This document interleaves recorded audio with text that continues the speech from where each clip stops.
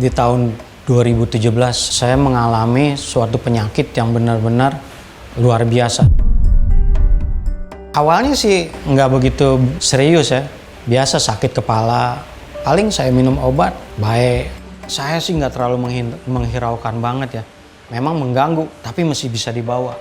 Minum baik, sekarang enggak. Ketika saya sakit kepala itu hilang, timbul ada gejala lain.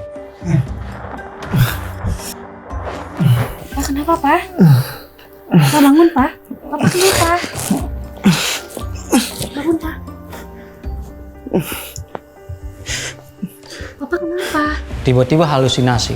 Kayak ada bayangan gitu. Ya itu disebut paranoid, nggak taunya sekarang ini dibilang. Aku ambilkan minum dulu ya. 1 tahunan, begitu terus. Ini pusingnya makin lama, obat nggak mempan, sampai saya minum sehari 3 kali. Tiba-tiba ini kayak orang gila, nggak nyambung ngomong. Selanjutnya itu kejang. Kejang itu artinya pingsan. Kamu kenapa? Kamu mimpi buruk? Minum dulu.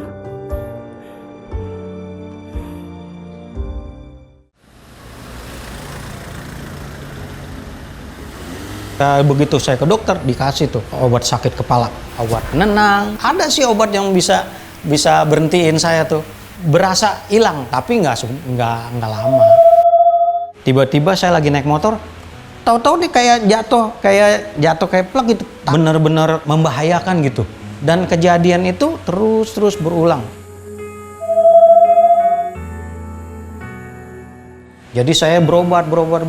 Saya bingung nih, sampai dokter penyakit dalam, terus dokter jiwa, sampai semua dokter, kalau nggak salah ada 5 dokter. Sampai dokternya udahlah Pak, dirujuk. Nah, suatu titik ketemu bahwa saya harus di MRI. Ketika saya di MRI, ada yang namanya tumor.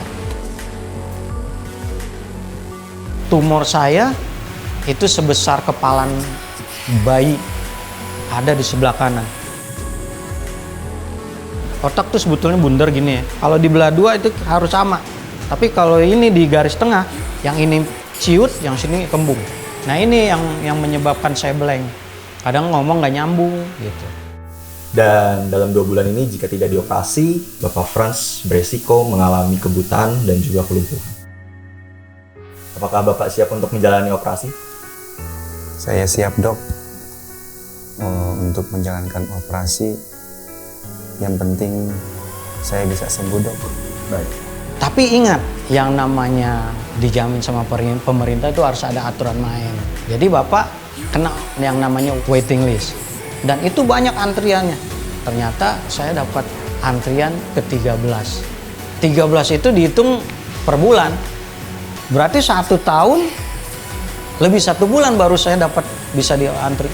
Istri saya cuma bisa berdoa, cuma bisa melihatin, cuma bisa mendukung. Karena udah nggak ada harapan. Toh kita juga punya anak, biaya nggak ada. Dia sama sekali nggak bisa berbuat apa-apa. Saya kan seorang pianis ya, terus freelance lagi ya. Jadi saya secara finansial nggak mungkin lah. Itu saya lihat budgetnya udah ratusan juta. Akhirnya ya kita nurutin peraturan. Saya jalanin hidup sambil saya berdoa. Saya fokus apa yang harus saya benahin dalam hidup saya ini.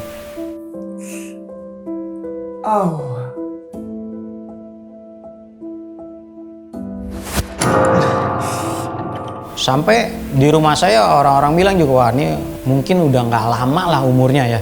Orang udah vonis begitu, saya nggak hiraukan. Tetapi ada suatu firman Tuhan yang mengatakan bahwa kita harus ingat bahwa Markus 11 tuh ayat 24 berkata, apa saja yang kamu doakan, percayalah bahwa kamu sudah menerimanya. Itu saya imanin benar-benar.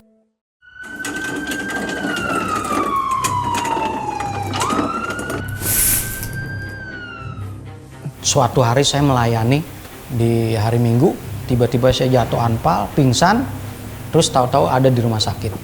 Wah, Pak Frans sudah mulai sadar ya.